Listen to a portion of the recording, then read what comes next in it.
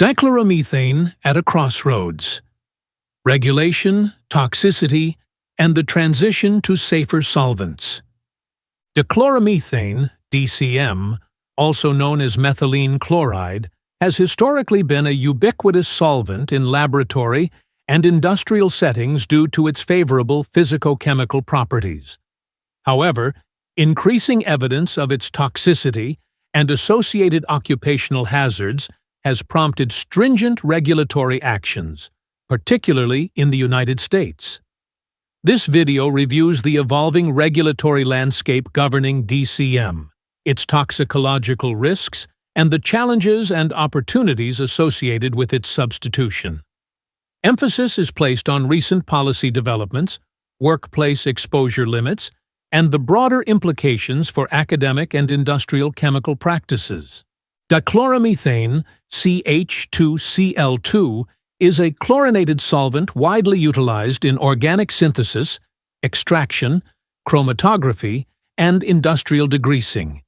Its low boiling point, approximately 40 degrees Celsius, moderate polarity, and relative non-flammability make it attractive for a broad range of applications. Despite these advantages, DCM poses significant health and environmental risks, leading to increased scrutiny and regulatory intervention globally. Regulatory framework in the United States. Recent regulatory actions by the U.S. Environmental Protection Agency have significantly restricted the use of DCM under the Toxic Substances Control Act, TSCA.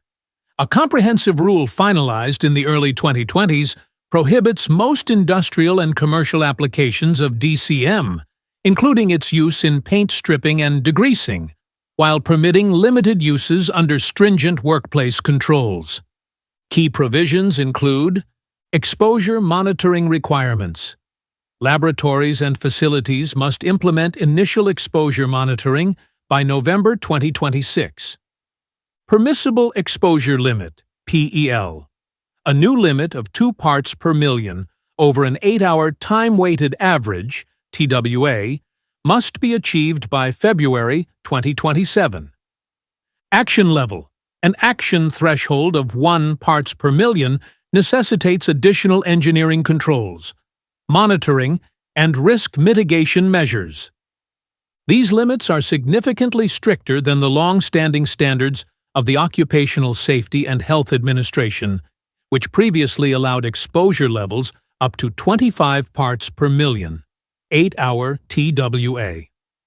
The discrepancy between EPA and OSHA standards introduces regulatory complexity, particularly for academic institutions and small-scale laboratories. Facilities exceeding the EPA action level must conduct exposure monitoring at least every 6 months, whereas compliant facilities may reduce monitoring frequency to once every 5 years, provided no significant process changes occur. Toxicological profile of dichloromethane. DCM exposure occurs primarily through inhalation, dermal contact, and ingestion. Once absorbed, it is metabolized via 2 primary pathways: oxidation by cytochrome P450 enzymes and conjugation via glutathione S-transferase. These metabolic routes produce toxic intermediates, including carbon monoxide, contributing to systemic toxicity. Acute toxicity. Short-term exposure can result in central nervous system depression, manifesting as dizziness, headaches, confusion, and, in severe cases, loss of consciousness. High concentrations may lead to fatal outcomes due to respiratory depression or cardiac arrhythmias. Chronic toxicity.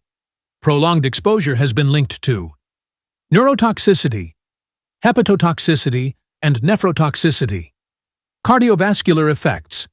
Carcinogenicity, classified as a potential human carcinogen by multiple agencies. Epidemiological data have associated DCM exposure with numerous fatalities, particularly in occupational settings involving paint stripping and confined space use. Between 1980 and 2024, Several dozen deaths in the United States were attributed to DCM exposure. Impact on academic and industrial laboratories. The implementation of stricter regulations has imposed operational and financial burdens on research institutions. Universities must now conduct detailed chemical inventories, identify exposure groups, perform environmental and personal monitoring, and develop comprehensive exposure control plans. These compliance measures can cost anywhere from hundreds to several $1,000s per sampling event, particularly when external consultants are required. Smaller institutions are disproportionately affected due to limited in-house expertise. Consequently, many laboratories have opted to eliminate DCM rather than incur ongoing compliance costs. This trend is especially evident in teaching laboratories, where safer alternatives are more readily adopted. Challenges in solvent substitution. Despite regulatory pressure, replacing DCM is not straightforward. Its unique combination of properties, moderate polarity, volatility, immiscibility with water, and ability to dissolve a wide range of organic compounds, makes it difficult to substitute universally. Common alternatives include ethyl acetate, widely used in extraction and chromatography, less toxic but more flammable. Acetone, highly volatile and miscible with water, suitable for cleaning but limited in biphasic systems. Toluene, effective for nonpolar systems but more toxic and less volatile. 2-methyltetrahydrofuran, 2-METHF, a greener solvent derived from biomass, gaining popularity in sustainable chemistry. Dimethyl carbonate, low toxicity and biodegradable, useful in certain synthetic transformations. However, no single solvent replicates all functional attributes of DCM. Selection must therefore be application-specific, often requiring process redesign and re-optimization. Green chemistry and future directions. The transition away from DCM aligns with the principles of green chemistry, which emphasize safer solvents, reduced toxicity, and environmental sustainability. Organizations such as the American Chemical Society advocate for solvent selection guides and life cycle analysis to facilitate safer chemical practices. In the industry, regulatory deadlines are accelerating innovation in solvent systems and process engineering. Companies are increasingly investing in solvent-free or solvent-minimized processes, continuous flow chemistry, safer solvent blends and formulations. The American Chemistry Council has expressed support for regulations that allow limited DCM use under strict controls, while encouraging safer alternatives. In conclusion, the tightening regulatory environment surrounding dichloromethane reflects growing recognition of its health risks and environmental impact. While essential uses remain under controlled conditions, the broader trend is a gradual phase-out in favor of safer alternatives.